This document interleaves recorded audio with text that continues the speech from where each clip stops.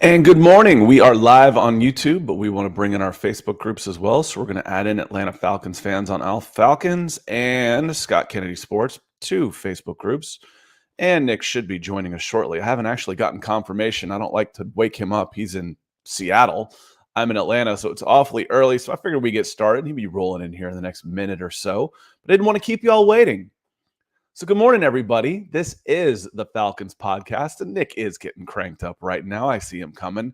He has to get up awfully early to be here from Seattle, so we appreciate him doing so, especially after he called his shot in day 2 of both picks. And I recut that video of the case for Matthew Bergeron, who the Falcons traded up and get. So today on the show, what we want to do is we want to recap the NFL draft, specifically with the Atlanta Falcons, the players they got. Who might they have got? What we thought about the picks, and then we'll take a look at the roster over the next 30 minutes and say, okay, what's next? What really, if there's any holes to be filled, what could they do? What are they, and how could they possibly be filled? And then we'll dive into the chat. We'll take any questions about any of the players, and that should be pretty much the 30-minute show today. So Nick, good morning and welcome in. How are you doing? Something's up with my mic. I can't hear you. Can y'all hear me? Yep, something's up with my thing. Okay, well, I'm going to bounce you while you're figuring it out. I want to make sure that the rest of y'all can hear me. You guys can hear me okay in the chat. Victor, Alan, give me a shout. He says, Alan says, good morning, gentlemen. And Victor says, good morning, Scott and Nick. Hope you guys had a great weekend. Solid draft class by the Falcons. Nothing special. We'll see that. Let's trust the coaching staff to develop these kids. And Nick, just give me a thumbs up when you're ready to come back in. And Kevin Mapp says, good morning, guys. Appreciate you. And Steve Kennedy, good morning. Good job on the draft. Yeah, there was a lot of work put in by a lot of people for this draft. And Nick, just check your settings and make sure it didn't flop back over to your camera or something like that for speakers. Kevin Mapp says you can hear. Victor says you can hear. Okay, good. Joe says, great morning, Scott and Nick. I would say we had a solid draft. Kind of thought we would take a wide receiver. There you go. And Joe's coming in with the question that I have right now. If I have any questions on the where do the Falcons need some help right now?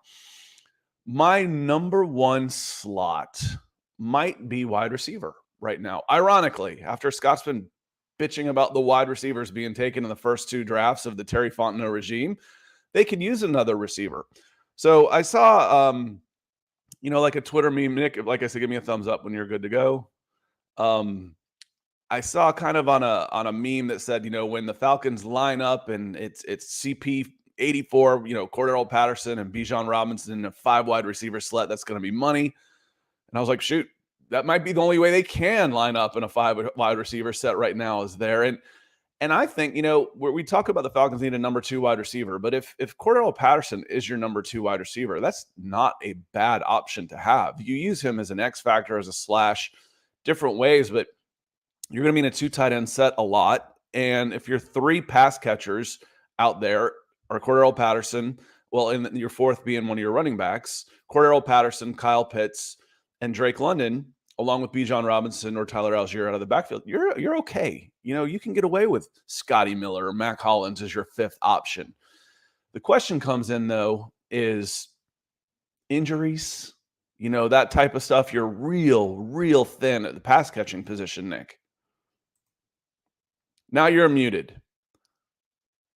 Unmute mic. Now you're muted. It says your mic isn't connected. So really? Nick, there. Now I heard you blip. Hello. There he is. Okay, now we're good to go. Working on that new camera, if you can tell. It looks good. Clear. Yeah, it looks good. It was the one where if you saw, sometimes it looked like he was Icarus flying too close to the sun. So I can do this now. Without totally blacking out. Well, black out from the coffee. But yeah, no, the Falcons wide receiver. You mentioned the concern about depth. You didn't mention, though, special teams. I mean, a lot of times wide receivers are key special teams contributors out there, and the lack of investment and depth there. I mean, Scotty Miller, is he out there running, gunner or anything at the core 4? No, he's pretty small, kind of shifty kind of guy. So that's the other area. How many times can Nick bring it back to special teams? Everyone drink. But Overall, yeah, I totally agree with you. And your wide receiver too is Kyle Pitts. Like functionality wise, I think that's one of the big takeaways we can take away. I think he's wide receiver 1, honestly. Yeah, When he's out there, actually, I think he's target correct. 1, Yeah. Drake is target 2. Yes. Yeah, You know, when you're we start totally getting right. in positions, but I start thinking about, like, as far as actual wide receivers, because Kyle did line up in line more often. I saw him there a decent Mhm. amount. You want to move him all over the place. Yeah. But options 1 and 2 with the ball in the air, Kyle Pitts, Drake London. Yeah, and it just coming home to the point of positionless football, Mhm. right? Is that you're a pass catcher, we'll try to isolate you. It's like basketball. Does your shooting guard have to be your best shooter? No, it can be your power forward. It can be your point guard. Just make sense with the flow and the spacing, and get your good players the ball.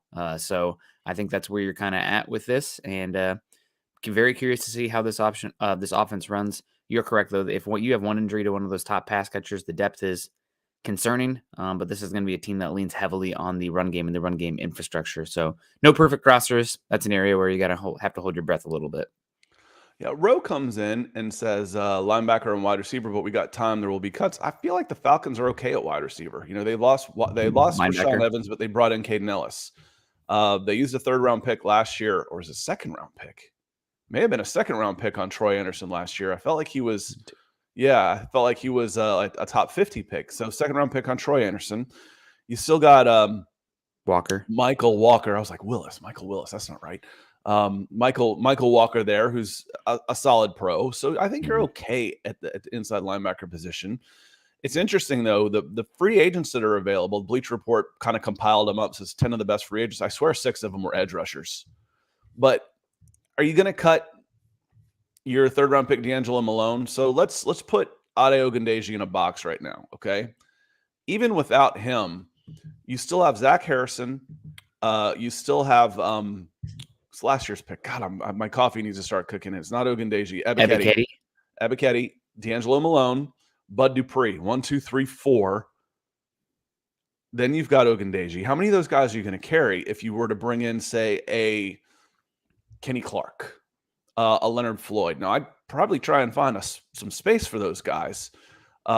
But, does that mean you're going to have to make a move with D'Angelo Malone in just his 2nd year? Or can you carry 5? I would think you can probably carry 5 and move guys around some Mhm. and find a spot. But all of a sudden your edge room, while there's no dominant player there yet, there's decent depth there. There's not a big drop off. You're okay at edge, depending on what you get from Zach Harrison, which would be a lot to expect early.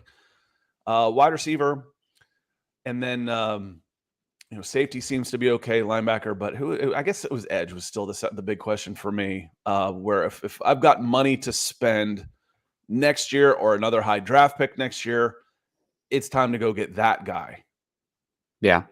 Edge would be very high, without a doubt, in the potential there. If you're talking 2024 1st-round picks, I mean, edge, premium positions. What are the premium positions? Edge, wide receiver still could be up there. Defensive tackle. I mean, we talked about it a lot. This is an older defensive tackle group, so getting an investment there could make some sense. And if you love Bergeron at guard, maybe at offense tackle. I mean, just, me. Nick, what are the positions they should pick? Probably the premium positions. And then we didn't even talk about quarterback. So that's it makes a lot of sense. Yeah, that's the kind of year Desmond Ridder has could change everything. It really could change everything. But they're certainly, watch what they say, or watch what they do, not what they say. And what they say and what they're doing is they feel pretty good about Desmond Ridder as their quarterback right now. Let me see here real quick as I get back into the chat. Jason O'Neill says, "Good morning, Nick and Scott. Great job with the draft coverage. Thank you, sir." And shout out to Dave Holcomb, who carried the All Falcons site for the picks while I'm out at baseball Friday, Saturday, and Sunday. He did a great job for us. Brandon Swank says, "What if the Falcons did the same thing to Deebo Samuel but with Patterson?" Well, they already did that, Brandon. They turned Deebo into Cordero Patterson, not the other way around. So I think Deebo Samuel was probably a better pure running back or wide receiver at the time, where he could be 1,000-yard guy and make a living as a wide receiver, where Cordero was kind of struggling there and had kind of become a special teams guy until Arthur Smith kind of unlocked him a little bit. But yeah, you're going to use Patterson all over the place. I'd like to see him get 5 to 7 carries out of the backfield and 5 to 7 catches somewhere, whether it's out receiver, slot, X, Y, Z, whatever you want to call it, F back, H back, wherever. X factor. That's what I like to refer to him as. So I want to see him get 10 to 12 touches, not 17 to 20. I think that's a way you end up with Cordarrelle Patterson on the sidelines watching, because he runs like a kamikaze. I'd like to see him out there. And Nick, I had a question for you regarding to Kevin's comment here. He says, I don't want to be a homer, but our fourth pick, and that was Cam Phillips. Clark Phillips out of Utah. Clark Phillips. Clark, you may have got it right. I had to look it back up again. And that's why I wanted to ask you, because I don't know Clark. that much about him. It's Clark. Looks like a real steal. I get why he dropped, but Tyrann Mathieu succeeded. Yeah, and the Honey Badger was just playmaker extraordinaire. I haven't watched as much as Clark Phillips. Tyrann Mathieu wasn't all that big, wasn't all that fast. He just made plays. I mean, the definition of, well, this guy's a football player. Look at the Honey Badger. That's exactly what they're talking about as a player like him. He didn't have all the measurables, but he was an elite football player. The instincts, the anticipation he has to make plays, and then the ability to make them once he had the opportunity. But I don't know as much about Clark Phillips, the cornerback taken, but the measurables are similar. He's not all that big, not all that fast, but he was projected in the third, and the Falcons got him in the fourth. You're obviously projecting a little bit of a different position there for Clark Phillips, and he played boundary cornerback a lot of times on the right side of the field, rather than that safety kind of hole player that we saw from Tyrann Mathieu a lot there at LSU. Also, you didn't never see the Tyrann Mathieu was an elite like special teams player too, or returner that, you could see the instincts of fluidity just with the ball in his hands was different. You never saw that from Clark Phillips. And Clark Phillips had a lot of plays on the ball at Utah, and was a good player coming downhill, being physical for his size, but tested poorly, and he was like in the 0th percentile or something for arm length, and pretty darn small. So I think he's a fun player there, but there's a reason that despite his production and everything, he fell to the 4th round. I think I don't know if they mentioned they're going to move him to safety. I was curious. I think it's just the talk of a similar size, and I would think that if he's good in the run, you drop him into nickel slot. Third safety, which is something that Ryan Nielsen likes to do, where they can just move him around. And again, we talk about positionless football. You're gonna be in dime a lot, 6 DBs on the field. Can you find a spot for this guy amongst your 6 defensive backs on the field, whether it's one of the safeties, corners, wherever? Can you find a spot in that cloud coverage you've got? Probably. You probably can. Yeah, I would assume so. It really depends on what they kind of want to do with Jeff Okudah as well, right? Jeff Okudah is playing a lot of slot at Detroit, and are you going to move him back to the boundary with Clark Phillips in the slot, or is it going to be one of those things where you're playing more off coverage, and with the off coverage, you're okay with the guy with a little bit less size, and then you can move Clark Phillips to the boundary and keep Jeff Okudah in the slot. So I'm curious to see what the overall structure is of this defense. I believe the Saints over the last few years have played a lot of press coverage, cover one kind of stuff on the back end. But it will be interesting to follow and see what they do with the Falcon, or with this Falcons team going forward. Just do want to I see a lot of people in the chat giving us props for the Matthew Bergeron call out. I mean, yeah, it was a one that made a lot of sense. Sometimes you put the pieces together and you get lucky, right? So it's kind of like being a detective. Okay, well, what's the evidence we have? We know what the reality is of the roster. What is the range of the player, the valuation, and what makes sense for what they want to do. And this is one of the things where I think understanding the scheme helps as much as understanding the player and the needs. The Falcons, we talked a lot about Steve Avila. Well, you're looking for somebody with a little bit more mobility, run blocking, the ability to hit players in the second level, kind of a heat-seeking missile blocker, and that can be Bergeron. So the Falcons, I was telling Scott, like, this could happen. Then I heard, like, actually, he's going to go even higher than they can pick. The other part of that was Steve Avila was gone. Yeah. So It was, what does this make sense? Could it have been Steve Avila? Nick had me convinced, had you convinced, even if Steve Avila was on the board, Matthew Bergeron probably makes more sense. In the 3rd round, I think we ended up taking, of the available players, Marvin Mims. Why did I take Marvin Mims at that time over Zach Harrison? Was because of the scarcity of players available at the wide receiver position.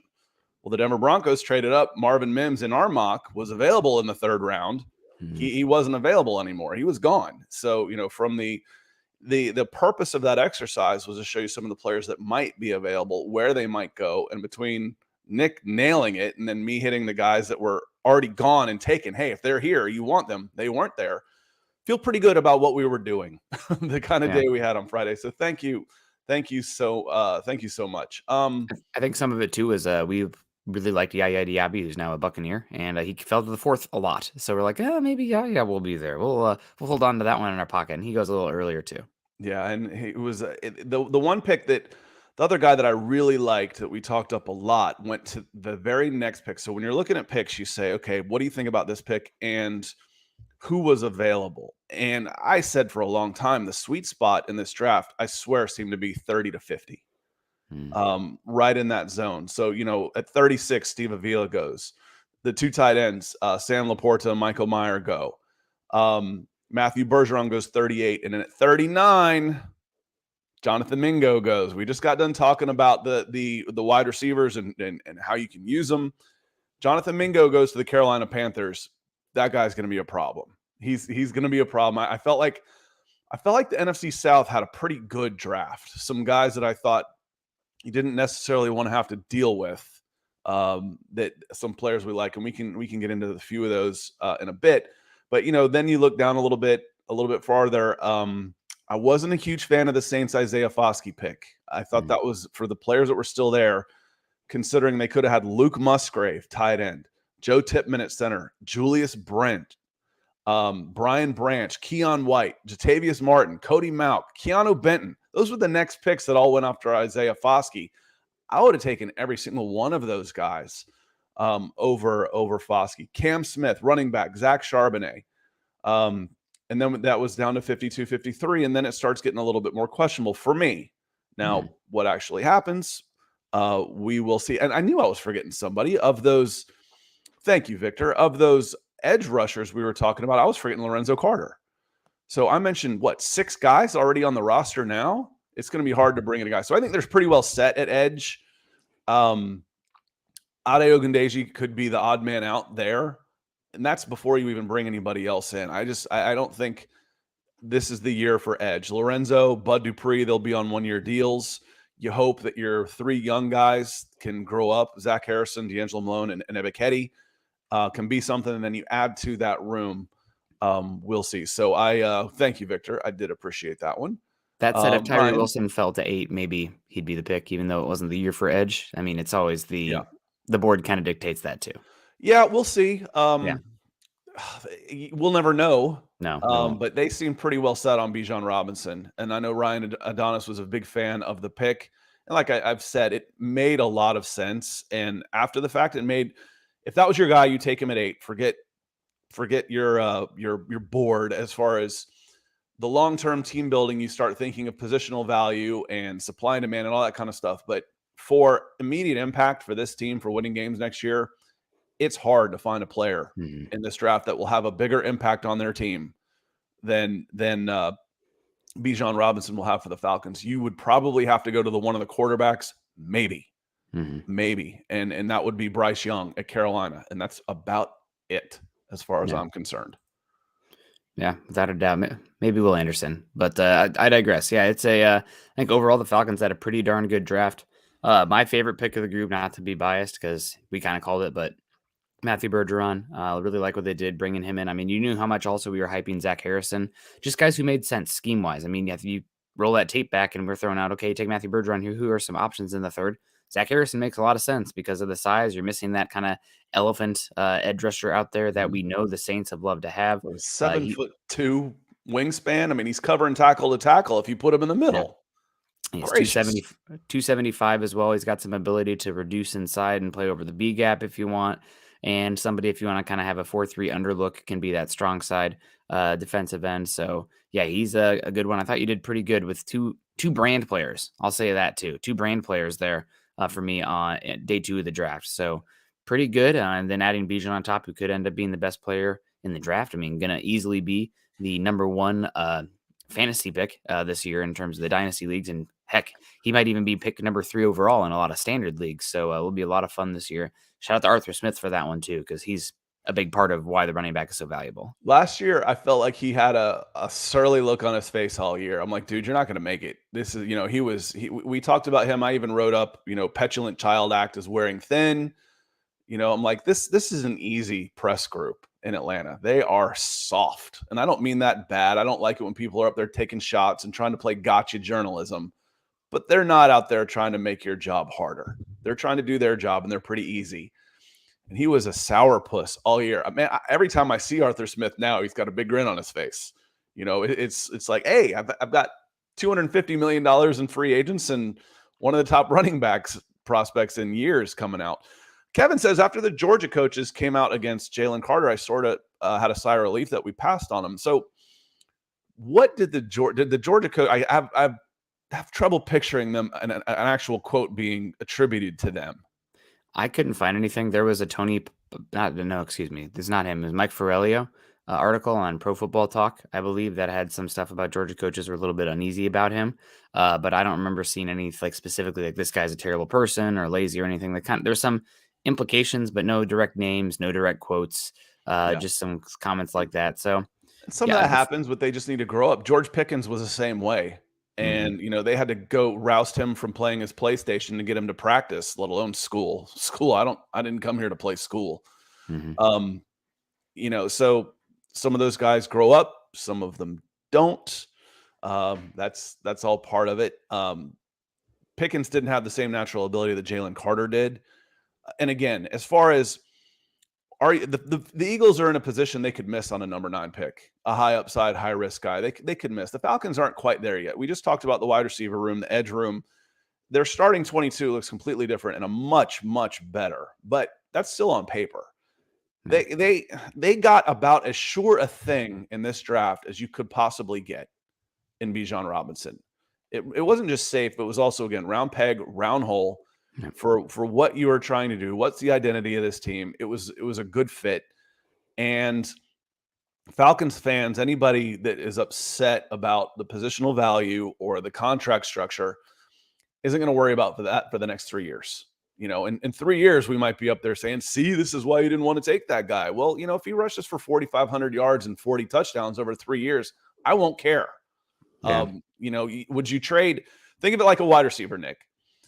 If you had the chance to get a 28-year-old top-notch wide receiver in his prime, he's only going to get one contract, his last big contract, and you get a 4-year deal on him, 28, 29, 30, 31 years old. You trade a number 8 for that guy. You trade a number 8 for a player like that to try and get a Devontae Adams type at the 28, at 28 years old, or we've seen it. So I'm not too worried about it as long as he delivers, and you feel pretty good about him doing that. Was it my number 1 pick? Probably not. But like I said, going into the draft, I can justify just about anybody at that number 8 position. And Bijan Robinson was pretty easy to justify. Yeah, fun player, good player. Seems like a good person as well. Just somebody that really, we keep talking about building a superpower with this team. We talked about it about positional groups, but can also be, like when you were playing PlayStation or whatever back in the day and you saw your team's rankings, pass offense, run offense, pass defense, run defense. You're trying to get that run offense up to an A, a 10 out of 10. And they're pretty darn close to there if they're not there. I want to see it obviously first, but they were great last year, one of the better schematic rushing teams, offensive line coming together. You continue to invest in that. You bring people back. You paid, obviously you pay Chris Lindstrom huge money, deservedly so. So, and then you add Bijan Robinson. So it should be a very fun, unique curveball to a lot of the other teams in the league. I think pretty much the only teams I can think of that are similar in terms of their run proficiency might be what the Bears have been doing and what the Eagles have been doing. Maybe the Ravens too. It's a little different with the Ravens, but I digress. Pretty fun seeing some of those different styles in football. And that's something too, people embracing these different kinds of quarterbacks and different styles of offense used to be there for, 10 years. The offenses were so homogenous, right? Everybody's trying to do the same exact thing. And like, oh, you guess what? You can't copy Peyton Manning. Sorry. Right. But, or Tom Brady even, but now you see run the triangle. Yeah. You didn't have Michael Jordan. Yeah. Yep. Good luck. But seeing these different styles, it's going to be an interesting year. And the thing that everyone's waiting for now, the big question, probably the only question, really the only question that matters. Desmond Ridder. And we have Sean Edwards coming in saying, I'm ready to see if Ridder let all the haters down. I think he will become great. Disappointing the haters would be good for Ridder. Seems like a great guy. The odds are still against him. And guess what? This is a make it or break it year for him because there are really, really no excuses. And did Brandon Swain come in and say Ridder won't have a lot to do this year? Yeah, you might come up to a situation where it's really hard to evaluate because you're winning football games, but are you winning football games because of Ridder or in spite of? It's one of those things where now it's the roster's so good, and for a rookie contract quarterback, that's okay. But eventually that contract runs out. You still have 3 years of control if you can run that for a bit. But what kind of quarterback is he? What's the ceiling on this roster with him on that rookie deal? Yeah, and I feel better about the salary cap management of Terry Fontenot. Obviously, it couldn't have been any worse than Thomas Dimitroff. But you feel like, again, you mentioned you give all that money to Chris Lindstrom. Caleb McGarry got a nice raise, probably 3x, and then Lindstrom is getting a 2x from what he was getting because he was on an 11-year.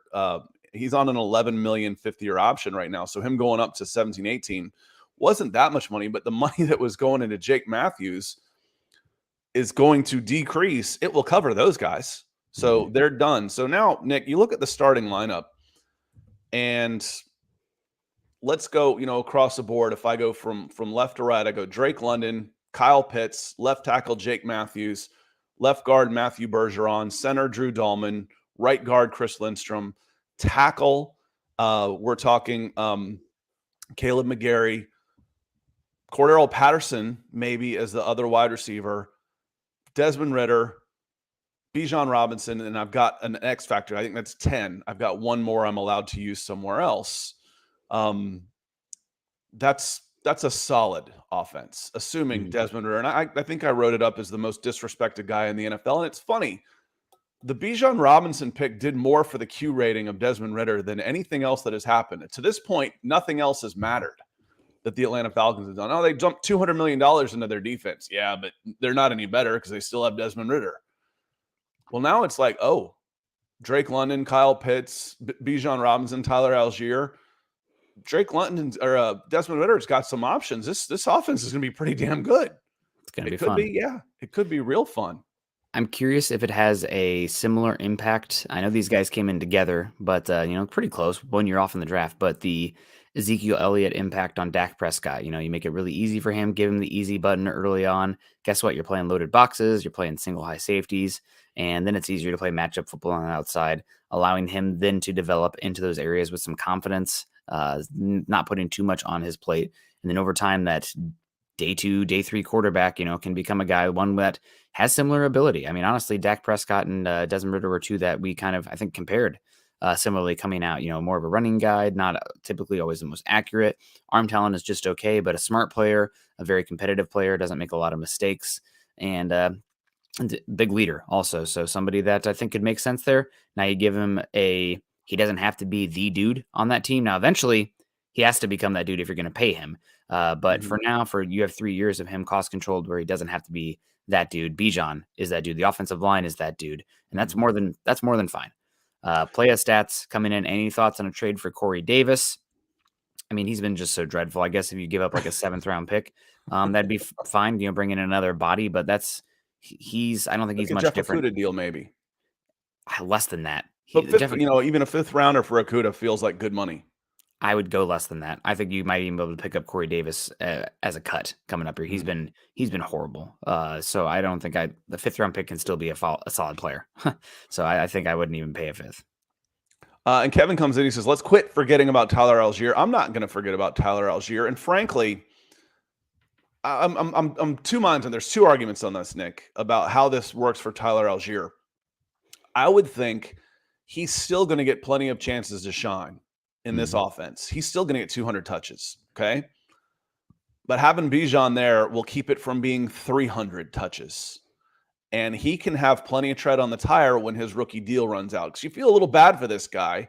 He's a 5th round pick. He's not getting the big kind of money. He won't make as much money in his first contract as Bijan may make in his first year, just because of the 1st versus 5th. But he's really good. He's going to have a chance to be really good without getting beat to hell, hopefully, where when he comes up for his second deal, I'm a fan of players as much of teams. And I want Tyler Algier to be rewarded for the player that he is, because right now he's underpaid. And I would like to see him get a good deal in his second contract. And this may help. This could help a lot. He could be y'all remember Michael Turner and what he did for the Falcons after deputizing LaDainian Tomlinson out in San Diego. He came as one of the best running backs Falcons ever had. Got a nice free agent deal. One of the best moves Thomas Dimitroff ever made. Him and Alex Mack are probably the two best moves he ever made. And I think this could be a great move for the long-term financial capabilities of Tyler Algier. Reminds me of Broncos just paid pretty good money for Samaje Perine, and does Perine get that money if Cincinnati grinds him to a pulp?